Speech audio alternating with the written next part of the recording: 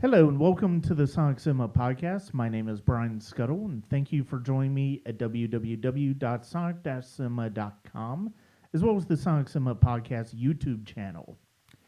We move out of the horror realm that we were in for October for the Class of 1999 series, but we're still going to stay in some dark territory here with film written by Andrew Kevin Walker. This was basically his follow-up screenplay to Seven and directed by Joel Schumacher, coming off of the debacle that was Batman and Robin.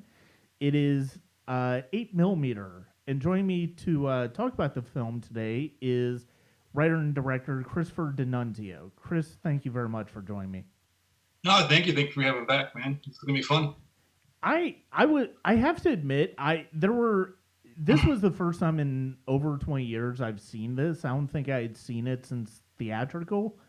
I was really kind of surprised by how I kind of feel the same way about the movie, but at the same time I couldn't. There was a lot that I did not remember about the movie, and really thinking about it as it was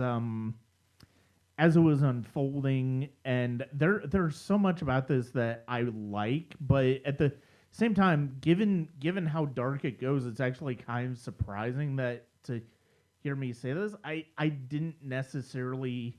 I feel like I also kind of feel like maybe the movie could have been a bit darker, and that probably would have been I actually agree more with you interesting. about that a lot.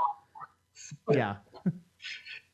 Yeah, I actually agree. I watched it a few times. I didn't see it in the theater, but I saw it shortly after on DVD. And I forget why. I mean, I'm always into thrillers, so in dark subject matters in general. But I remember liking it a lot. I remember reading a lot of bad things about it, and I remember and I revisited a lot of those reviews, and that stands with me today. Is that they were all someone who either doesn't like this genre, who feels offended by the subject matter, or I feel like are too uppity and thought they were above it. If you just read them, they all sound like this snooty comment toward the subject matter they chose. Yeah. And I'm just like, it's not something I enjoy, but it's a great subject matter. It's a dark world. You have these myths about snuff films. Mm-hmm. What a great opportunity to make a movie about, especially a thriller.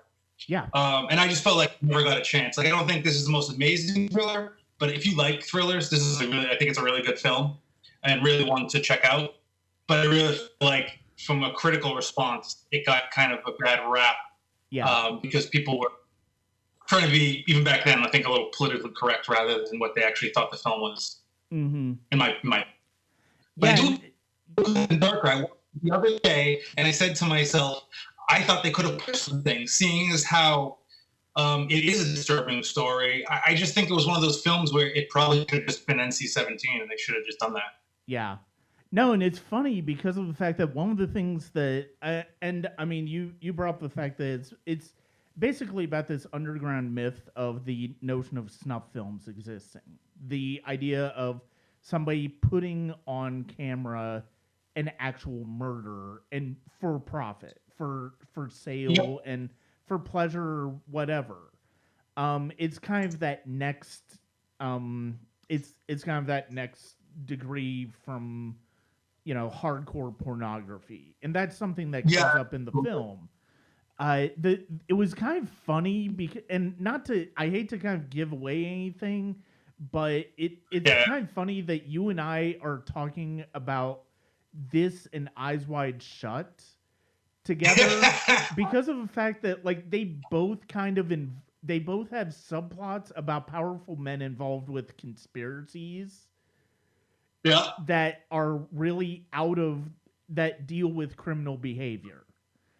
And that's one of the things, and it was really kind of amazing that it's like, okay, so not only do we have another film, because, I mean, the scene with the orgy scene in Eyes Wide Shut, I mean, based on what Sidney Pollack's character says at the end of that movie, you kind of believe, well, it's very powerful men involved with that orgy and like government officials and stuff like that. and this supposed snuff film has been found in the safe of a well-known billionaire, and Yep. his widow who's trying to decide whether it is she's the one who is bringing Nicolas Cage in to see whether it is authentic or not. Yeah, and that's one thing I actually thought too was I would have liked to see more. Is you brought up a great point was the rich, powerful men thing.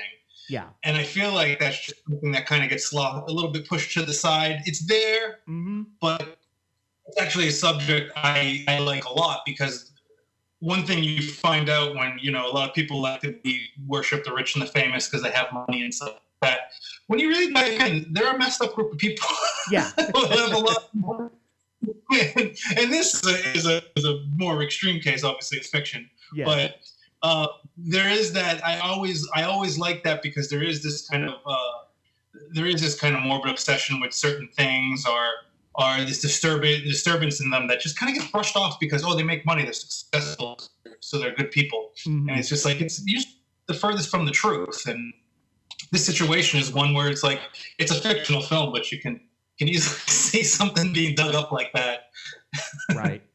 Well, and to get to the film itself, to get to the sort of one of the things that you and I both touched on, the fact that it's a pretty dark material. It's pretty dark material. But at the same time, it's also not, the movie itself is not necessarily as dark as it probably could have played. One of the first things that really struck me about this is I wonder if I feel like if they'd basically given this cast and this script to Darren Aronofsky, like I feel like we could have gotten a movie along the lines of what we got with Requiem from a Dream for him. In terms, sorry. Yeah, I think that's a good idea. Yeah, and I think, I think that was something to say who actually directed it. And even though Schumacher is labeled the man who ruined Batman, I think he has some good credits to him, and he is good. And it is interesting to see like Nicolas Cage in it. And I think I was reading something like even back then they wanted Russell Crowe. It was supposed to be done more budget. I want to say it was something they had a bunch of guys listed for this, but it was almost going to be more of that gritty look. Yeah. And somehow Cage hold of it, and they did it. And I actually like Cage's performance in here. He's not the one where people. I don't think he holds back a lot in a good way. Yeah. For Cage. No, I agree with that, and it's funny because he had this and Bring Out the Dead in 1999, and like in both movies, he's more subdued throughout most of the movie. And then there's a certain point where in the story where he's kind of let off the leash, and you see the more manic, like Mandy, like his performance in Mandy, Nicolas Cage come out, and really, and that's one of the things that I really like about it, and I think that's where this film gets a lot of its energy. It's like, and you're right, Schumacher does have some solid credits, especially when it comes to thrillers. Like, I mean, he did a couple of the better John Grisham thrillers. Phone Booth was kind of an entertaining movie. I mean, I really like Phone Booth. Yeah, I mean, he's done solid work, but I mean, I don't know. For some reason, I don't know. For some reason, he just, and I know Walker ended up disowning the film because of the fact that Schumacher was sort of signed with the studio as far as trying to light up the film in terms of the tone and the content, but at the same time, it's like it's still a pretty dark film from a visual standpoint as well as a narrative standpoint. Yeah, I know, and I wonder if the lightening up was if they didn't do that, like what we mentioned before, like we both thought, like surprisingly, being so dark, we thought it still could have been pushed. I wonder if it actually hit that button and they went back. I mean, it has to be. Like, what else? I mean, what else were they doing? They were most likely cutting violent and graphic, hardcore graphic sex or something like that. Yeah. Which is like, weird to say you want that in there, but I mean, it does. It all plays to the story.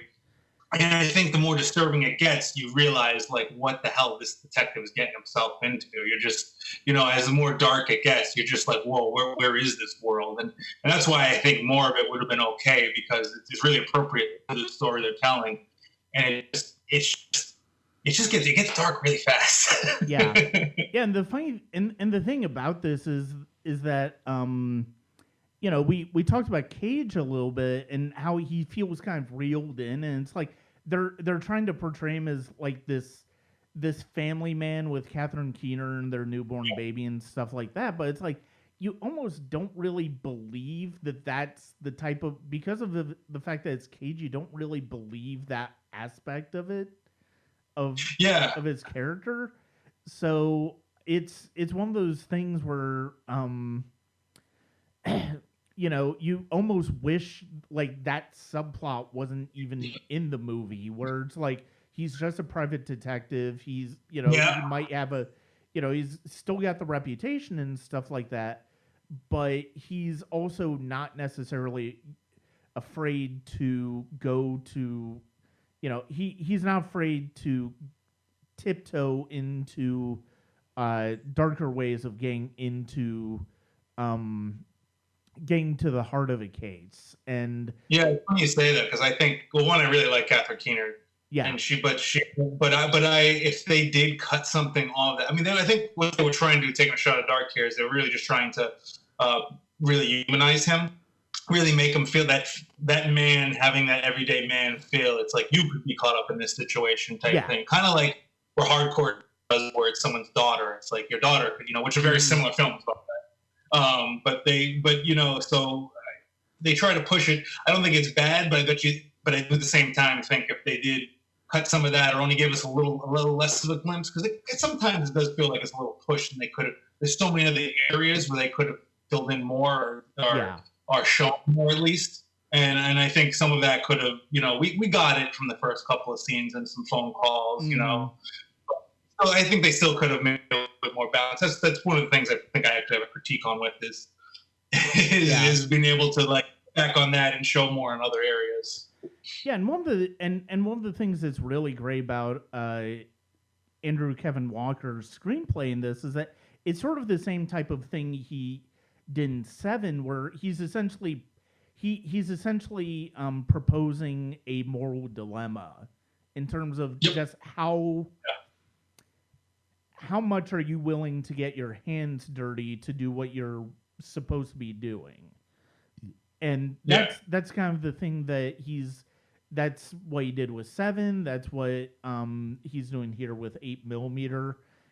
And it's one of those things where it's like, the ideas he has for a script here is really interesting. And it is the fact that it deals with urban legends and stuff like that, and this specific myth, and he's not afraid to explore this type of the darker side, but at the same time you have a character like Joaquin Phoenix's character in the movie, where it's like he's part of that world, but he's just removed from it. He's removed just enough from it to where he understands that after a certain point, it's kind of a point of no return. Yeah, and it's funny that you said point of no return, because I was kind of wondering if he actually thinks he's just not removed enough from her, if he actually really just is in it, and it's just him thinking, because he's got so many connections, and when they go to some of those places, that they're like, oh hey, and he's like, hey, how's it going? It's like they seem to like they've explained it in some scenarios where how he was just saying, you took the job, then all of a sudden you're caught up in it, and blah blah blah. But at the same time, I'm wondering if he still has that fantasy of being a band. Not fantasy, but it's hard to make it out in LA. He's out in LA trying to be in this band. He broke up. He's taking a job, and it's like, but is his mind still with his passion as a band, not realizing he's fully immersed in this world? So I was wondering that. Yeah, and I think this was probably the first performance that I really noticed Joaquin Phoenix in. It was first I know. I think I officially saw him. And he really does make an immediate impact in the movie. Yep. and he has a very natural rapport with Cage, probably because, He goes, he tells him you need a battery operated vagina, yeah, and he's like, no, I'll pass. Well, I hate you being a sick girl. You need the battery, but it's still the way he does it, like it's just cracking me up. And it's supposed to be funny, but it was like that whole first scene is great, and then that's when he finds out like reading a book or something. I forget what book he was reading, but clearly he wasn't reading In Cold Blood. The Capote. So it's like, you realize this guy's clever, which is obviously why Nicolas Cage was like, all right, there's a more intelligent guy working in a porn shop. He might know a thing or two. Yeah. Yeah, and the thing that's great about him is that you really feel like, and especially now having seen their careers progress over the past 2 decades, you really kind of feel like Joaquin Phoenix and Nicolas Cage have this similar energy to them, where it's like they just can't play a normal character. There has to be something more to that character. It has to be something a bit peculiar about that character to really get the best out of them in a movie. I can see that. He did great. I'm pretty sure that's the first time I ever seen Joaquin Phoenix. Or at least it is the first time I officially took notice of him, like you were saying. But he was great in that scene. And then you know what I absolutely love is the guy who plays Dino Vildet. Peter Stormare. Every time even when he does like a little appearance, I seen him once at this local theater. The film was just whatever, but it was like about, I forget the name of it, but it's literally about some like some guy as an agent, he's trying to be a clown. It's one of those stereotypical kind of indie films, but it was like this little unknown thing, and like he still just pops out, and you're like, he's just amazing. Yeah. Well, I mean, even his one scene in Minority Report is just absolutely bonkers and just wonderful to watch because of the fact that he isn't afraid to go really far over the top when it comes to whether it's the accent, whether it's the visual way he presents the character. He's just not afraid to go to those places, which is hilarious considering the character he played in Fargo, which is how I first came to know him. Oh, that's funny. I've seen him in so many things. He's just always so different.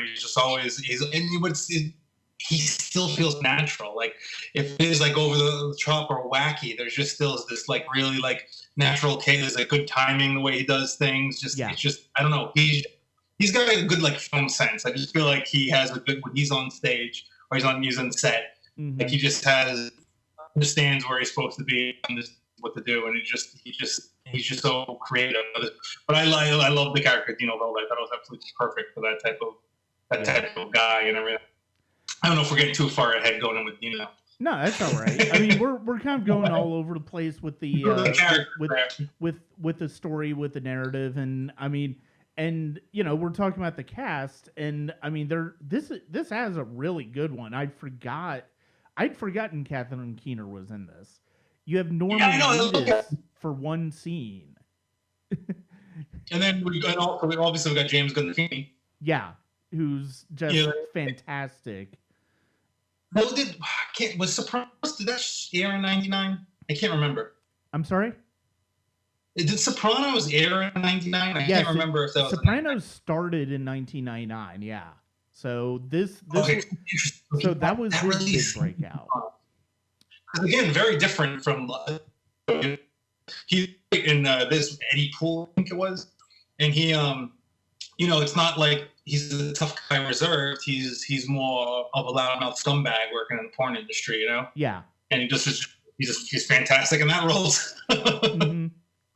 Well, and the funny thing is, while we're talking about the cast, it's like I can't help but wonder what Spike Jonze feels about this movie, because he's worked with like pretty much every major actor in this movie. Oh, wow, that's crazy. Because he had Catherine Keener in Being John Malkovich. He had Nicolas Cage in Adaptation. He had James Gandolfini in Where the Wild Things Are. And then he had Joaquin Phoenix in Her. Yep. And, wow. And crazy. Once I put that together, it's like, wow. Yeah, that's so funny. Yeah, I don't know, man. And then also they have who was I gonna say? I also you know what I liked about I like the beginning was he's going through the whole it's going to the airport, all that situation. Is he go home first? Is that like how it started off? I think he was going home first. Yeah. Yeah, it's something he stops by, and we realize he works for like higher politician. Yeah. He's clearly like a very like in demand private eye. There, he's not your run of the thing to get off right from the beginning too. Yeah. And that's when it goes into his home life with Kathleen Keenan and the baby. Mm-hmm. Yeah, I think they did a good way. I like the way. I also like a lot of the way the film was shot too. Certain things like even like riding in the car, you see certain like car coming up. You just tell they're using like a telephoto lens and stuff like that.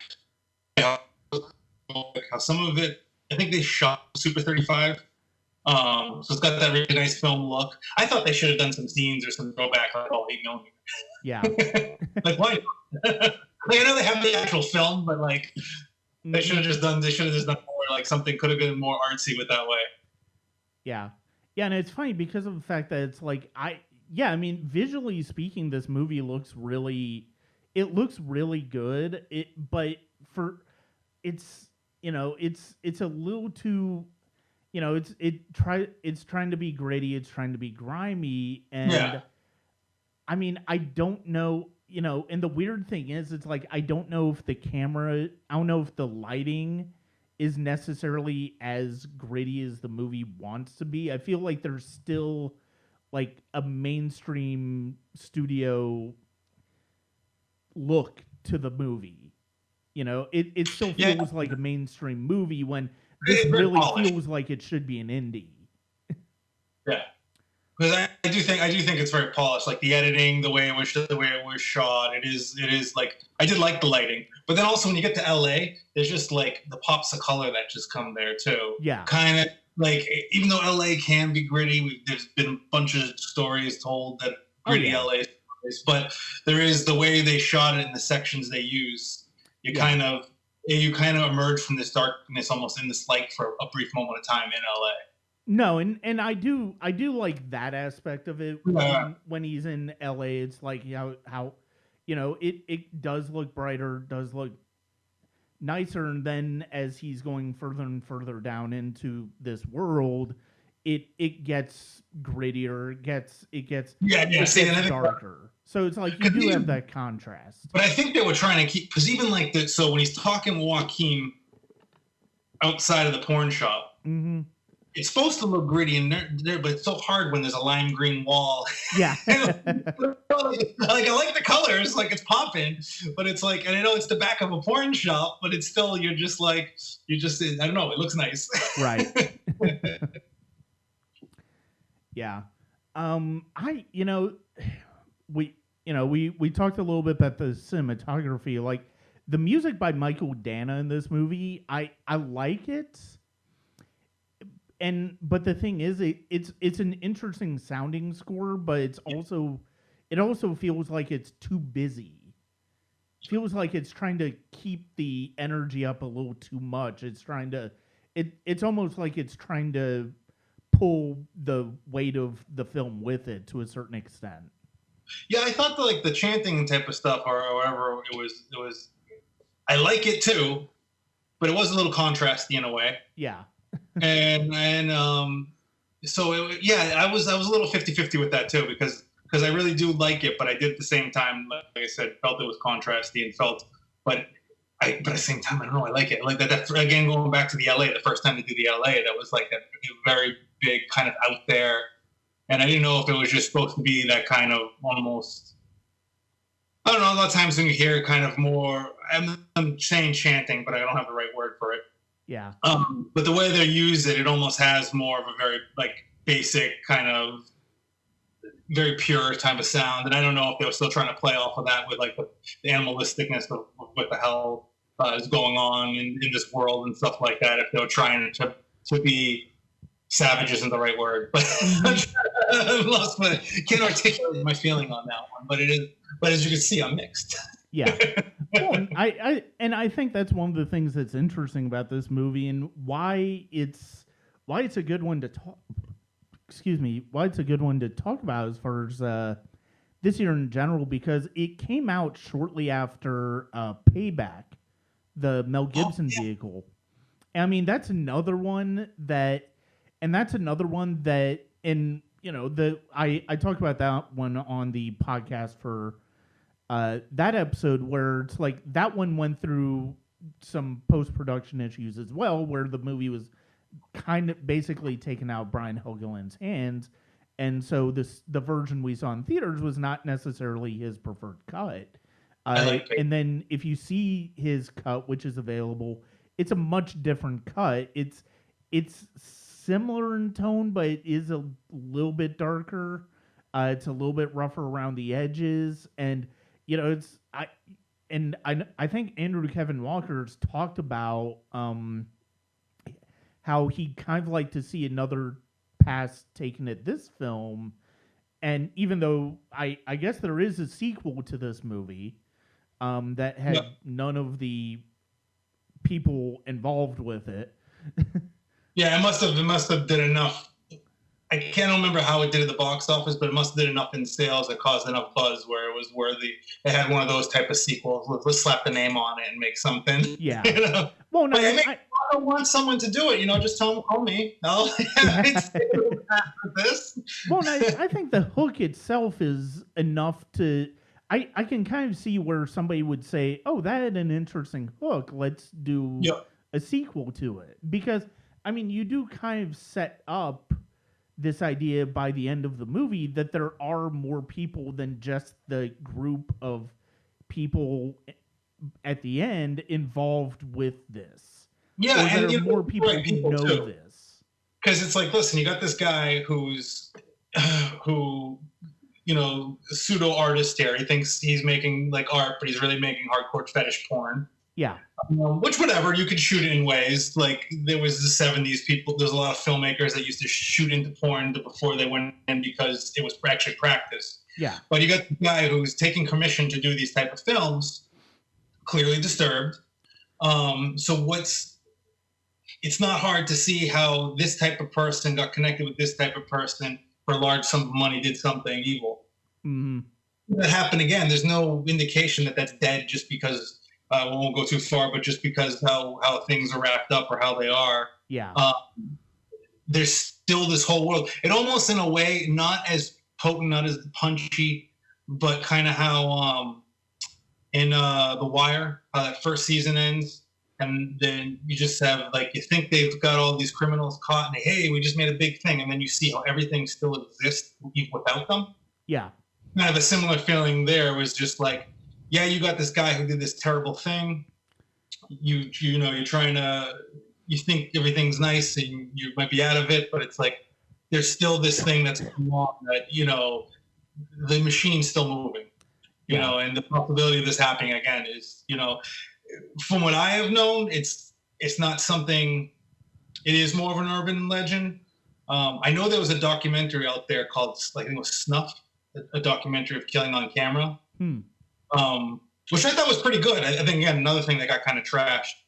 But I'll ruin it for some people, so close their ears. Plug your ears if you don't want to hear this. It's not to the end of the documentary where you actually realize that someone might have actually seen the film. Yeah. But everyone else who's interviewed who has the thing who's in there just clearly it comes out at the end that it's just really, to them, it never happened. They've never come across it. And there's one guy that makes a very compelling case about it. And that's really all you really need to know, that the possibility of something out there that's happening. But again, someone like Adino, there's always another one. And it's just a very big world. It's a very dark world. Even when it is unfound, it's a big industry, the porn industry. Yeah. You know, it's not just that people just see right on the internet. There's a very big dark world, you know? Yeah. And, you know, the thing is, it's like we're talking about this, the world that 8mm is presenting, and it's like, it's just one of those things where it's like, this, I just don't see how this, I like this movie. It's an entertaining movie. It's an entertaining movie, quote unquote, because of the fact that, I mean, it's a solid thriller. It's a solid suspense Yeah. movie. You know, it's got really interesting characters. It's got really good performances, but at the same time, it's also very mainstream. It's way too mainstream for the type of Yeah. subject matter. I mean, you have that end scene with the with one of the people in the video, which is a very perfunctory, very cliched thriller, you know, fight between two characters that you know is probably only going to end up one way, and Absolutely. it's just way too. It's not suspenseful. It starts out kind of suspenseful, but it doesn't really Well, I continue that thought way it kind because of it's went. too long. Yeah, I thought it also went kind of suspense and almost turned like the way it kind of recovers a little bit from that is it almost kind of turns more into a revenge film. Yeah, It's kind of like 3/4 the thriller, and the last quarter it kind of feels this more revenge type of thing. Which I mean, I know you can kind of loop them into the same thing, but really, it takes this more search and discovery and this whole thrilling aspect, and then it just because it's almost like payback. yeah. Well, and the thing that part makes it that way is probably more than anything is the introduction of the mother of the girl who is supposedly killed in the video. And you have that one really good scene where he goes to meet her and to, you know, try to learn some things about the home life and stuff like that. And, you know, he finds her diary and stuff like that. And then you have this really, this good connection between the two of them that culminates in a letter in a moment where Nicolas Cage is basically saying, I can make the people who did this to your daughter pay. Do I have the permission to do this? And you know, I'll continue. Sorry. No, that's fine. Go ahead. I was because I was thinking about you brought up the whole how this script does have this moral dilemma. And one thing I thought was interesting was like when he meets them all, wasn't it something like he tells them with some sort of bureau, your FBI agent is supposed to call you. Didn't he call you? Yeah. And she's like, no, you're obviously lying. But he did a couple of those things, and you wonder, like, he is telling a lot of lies and kind of intruding in someone's life. Mm-hmm. And he is doing good. But where does that embark on the fact that he's still manipulating someone to get what he wants? Yes, he's doing something good, but like, who is he? He's actually doing something good, and you know.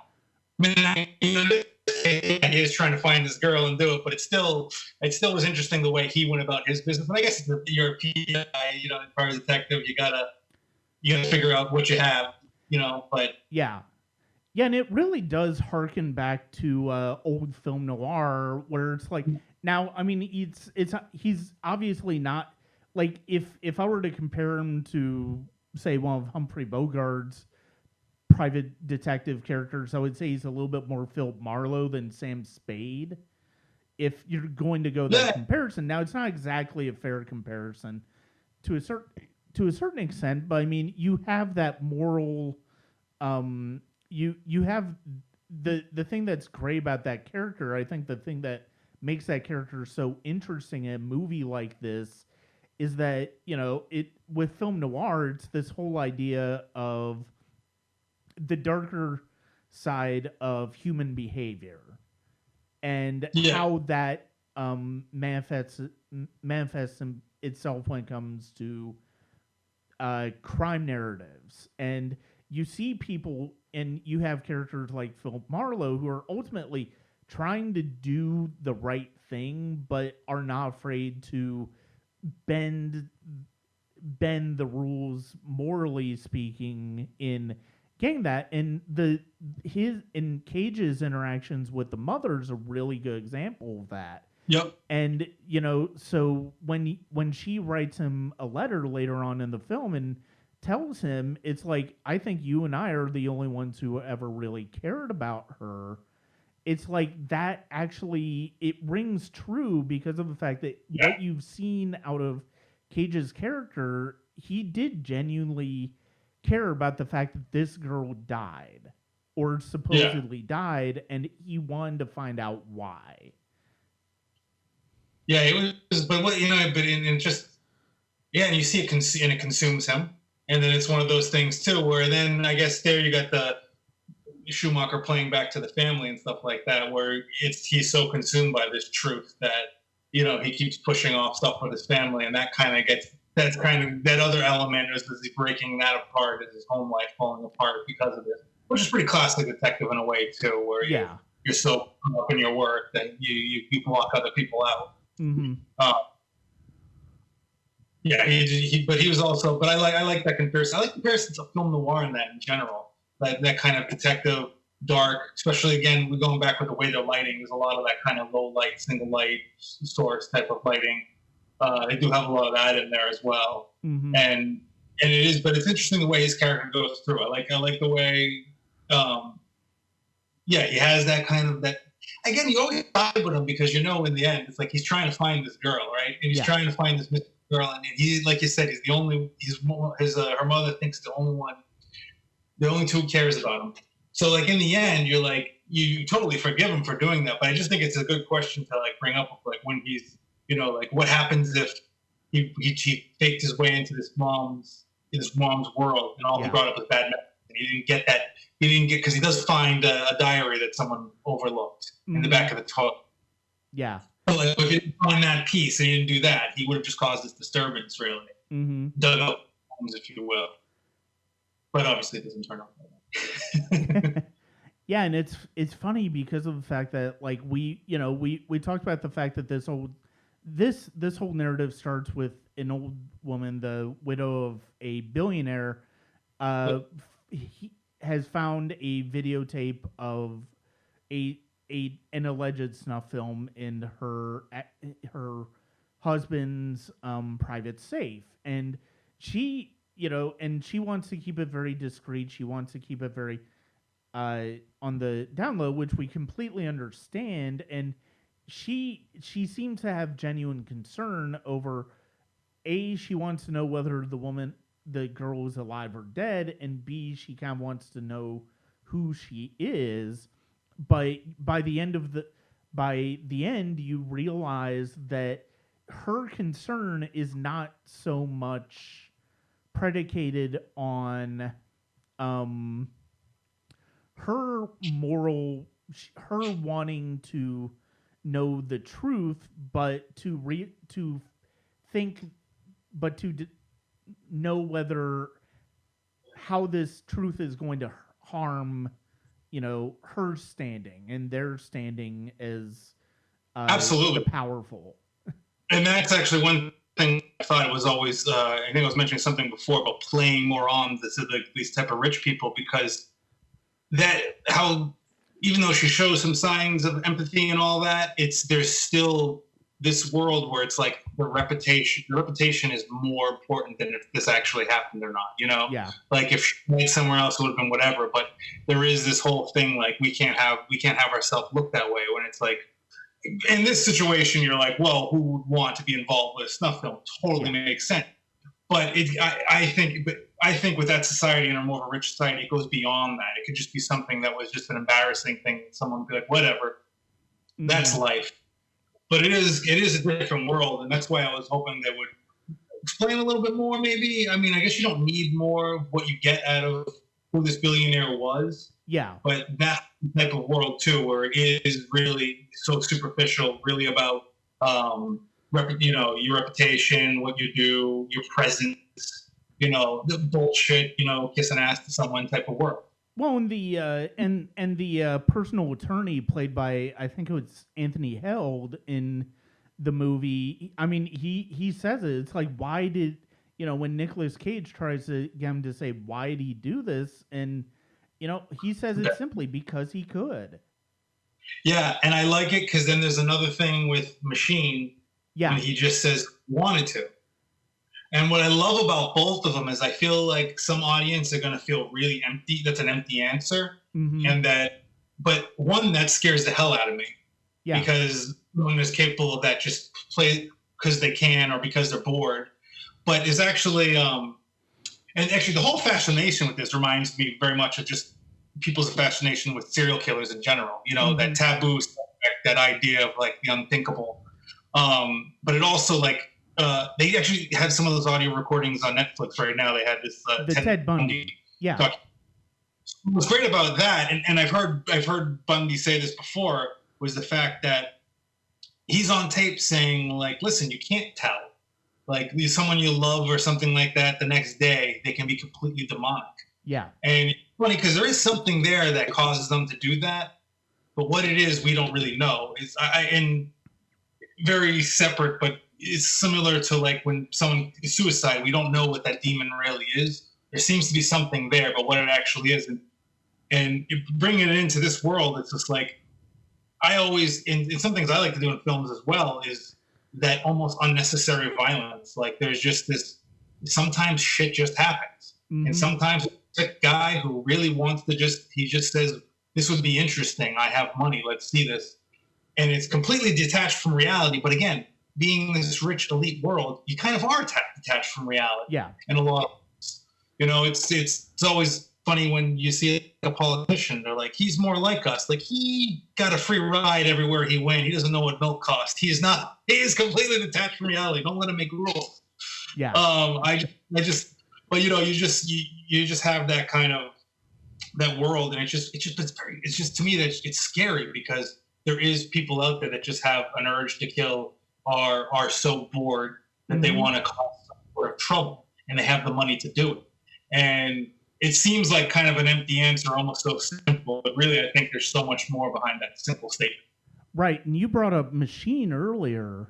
Yeah. And the thing, and another line of his is just, it's so simple and it's so powerful in this case is during that scene. And, he takes off the mask, Machine's mask, and, we've seen who this guy really is. Yeah. And Machine simply says, it's like, who were you expecting? The devil? Yeah. Yeah. It's like, no, that's not how it works.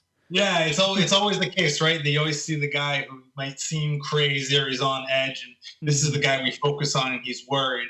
And then meanwhile, it's the other guy that's going about his business and smart that blends right in. He's the guy. Well, and the thing is, it's like he's got he has personal reasons for why he does what he's doing, and it's like you said, I mean, it's not just out of maliciousness that he's doing it. He's doing it because of the fact that it's like, hey, I mean, this is me. I feel something. I like it. Yeah. It's sick. It's hard to understand, but I think that's also personally one of my fascinations with things this dark and serial killers and stuff like that is, one, I don't understand it. So trying to understand it is something, like I don't, like, no matter how angry I can never really harm someone, especially like that. And it's like, so it's always that there is always still that, no matter how much is explored, it's still very taboo in a way. Mm-hmm. And I just, and it's just, and then when you do find out, the idea is sometimes it's not this big connection of all this type of stuff. It's just this simple man who had some sort of feelings. Why? You don't know. I mean, going back to seeing some of these, when you see some of these serial killers being talked, some of them who actually open up still can't get to that core reason of what it is. But there's something there. And it's an interesting thing to explore.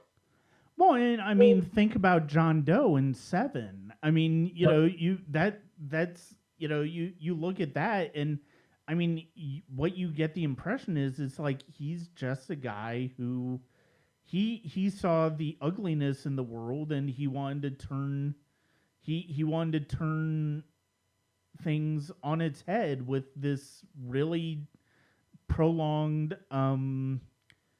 dark mission statement of, this is how shitty the world is, and this is what the world, these people seem like victims, but yeah, they're not. They're not as. Here's why I don't consider them victims. Yeah. Which that's such a great that's such a great moral. Yeah. It still comes down to it. It's like it's still too far, but it's just like it's again is someone thinking that way too, right? You can always it's easy to see how someone can slip into that thought and that again, and that's why I also bring up the whole Nick Cage pretending to be this and that to get what he wants. It's like in the end game, he really is doing the right thing. He's trying to help. It's like, but it's also not that far from someone who's just manipulating someone to hurt them. Right.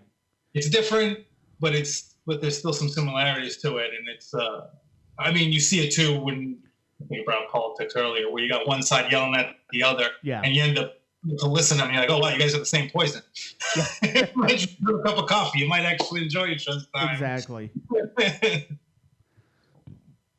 Well, did you have anything else that you wanted to say about the movie before we wrap up? Yeah, so I love the way, like I said, I love the way how it comes into this your typical thriller. How we find out, and it's the way they, how he's just this kind of more upscale, I guess you'd say, private detective, and how it just brings you into this really, really dark world. And I really like in the end how it becomes this thriller and this mystery of this mission of finding out if this is actually real. And then when we get some answers, which it seems like she was murdered. Then that we have that phone call with the asking for the permission.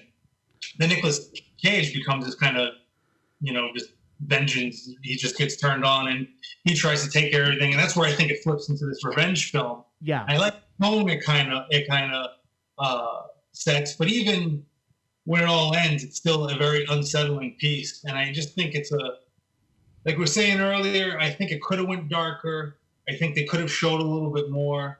But I think if you're someone who's really into thrillers, especially if you like a lot of old, darker noir things, I think it's still a really good film to watch. Yeah. And I like your, I'm not a person who's for remakes or doing anything, but I would say it is a great candidate to get redone again. Mm-hmm. And in a way, it kind of did. If someone saw Hardcore, 8mm, you could see how 8mm respond. Maybe it wasn't any influence, but there's lots of similarities there. They still both stand as their own film. Yeah. But I do think, it's a really polished. It moves really well. All the characters did such a great job with it. It's a solid dark thriller. And then again, like what I was saying in the beginning too, I really feel this film got a really bad rap because some people felt they were above the subject matter, and it just it's understandable. It's very disturbing. It's very dark, but at the same time, it's it was well made film, and I enjoyed it. No, I would definitely agree with that assessment, and I mean. I think if you're if you're repelled by this subject matter, I mean, that's not necessarily a bad thing. Not at all. About a movie like this, because of the fact that it's like, it's ultimately one of the things that's interesting about movies is the way that they show us something about ourselves. Yep. And our moral compass. And I mean, this is, even though it's it's kind of a very basic thriller in a lot of ways and a very traditional film noir, it also does have some interesting ideas about morality, about the idea of right and wrong, of how people toe that line between right and wrong, and what it says about them given the direction that they go with it. I mean, that's one of those interesting things that, and it's if you had asked me before I rewatched this for the podcast, I wouldn't have necessarily told you that was something I was thinking about watching the movie. But in this discussion and in watching the movie, that's kind of what this movie has to offer. Now there's now little fun facts. So when he's going to Machine and he's in his house, Machine has a bunch of Glenn Danzig posters. Mm-hmm. Well, I'm actually a fan of Danzig. Danzig has a video, and I'm blanking on the song. It's off of one of the, I can't remember if it's second, third, or fourth album. It's in that range. But if someone looks it up, like an S&M video, it literally has that almost Dino Velvet-esque type of music video where there's a lot of black and white, looks like it's shot on a low budget film. There's a lot of like little S&M stuff, some pretty graphic. But I thought that was pretty cool. And the other thing that I really like about Dino Velvet's character, besides just the phenomenal performance, was how they chose to shoot it. I learned film on 8mm, Mm-hmm. so it's always a cool thing. But I've also seen, not to the graphic extent, not in pornography, but very similar things shot like very very very graphic, kind of like this kind of art world. And it's a good, all that really hit really well because. One thing I used to love about working with 8mm is the manipulation of it. Yeah. So you can do things like open up the film and then close it. You get all these crazy sunlight leaks in it. I've used bleach on my film to strip the colors. Mm-hmm. Then just drawing on it, scratching it, like, is a really big thing. I had to say, the one time working in film, like, I always like to think of myself more on the art side of things. But working with like 8mm, you do really feel like an artist. The way that you're, because you're so hands-on with it. Some cases you can develop your own film. It's not very hard, but I just thought they did also that type of character, thinking he's this arrogant artist in a way, and using connections like with Danzig, like also at the same time because he has that background. I forget the song too. I think the song's Apex Twins that they kept playing, which is a crazy disturbing video as well. Like little children running around with like old men face on. But they did little things. I thought was like those little set decoration things that could, like the Danzig posters and stuff like that. And then the little things that like Dino would have done and where he was, because that's another thing too. There's a big underground scene of filmmakers too that still to this day shoot a lot of 8mm, 16mm, and some of the stuff is very artsy and not very well received at other festivals. Maybe it's just too experimental. Right. But New York was one of those places where there'd be, someone might have a little studio space down in some basement, makes a lot of films there, or they'll be screening films type that way too. So there's just like, there's a lot of like cool connections that way too. I always liked, and definitely something if someone's watching it, pay attention and look and type up 8mm films and experiment. Films. There's some really cool stuff out there. Okay. Not necessarily porn. Well. On that note, that seems like an interesting way to wrap this up. I love it, Christopher. Thank you very much for joining me today. Thank you for having me. I'd like to thank Christopher Di Nunzio for joining me to talk about 8mm. There was a lot more to that movie than I expected when we first decided to. Talk about it, and I hope you felt that way as well as we were discussing the movie. That's basically the rest of this year is going to be crazy busy as far as far as Class of 1999 episodes. You'll probably be getting like 2 or 3 a week. I really wish I got more of these done earlier in the year, but it is what it is. Coming up, we're going to be talking about one of the an unusual football movie from an iconoclastic filmmaker, one of the most beautiful animated films ever made. Some of the big Oscar contenders of the year, and many more as we continue to move through the Class of 1999. This is Brian Scuttle. Hit me up on Patreon at patreon.com/SonicCinema. You'll get looks at my early published mini reviews from the Atlanta Journal-Constitution. And in October, I wrote a piece comparing and contrasting the 2 versions of it that are available. And I hope you enjoy that. For now, this is Brian Scuttle. Thank you very much for joining me at www.sonic-cinema.com.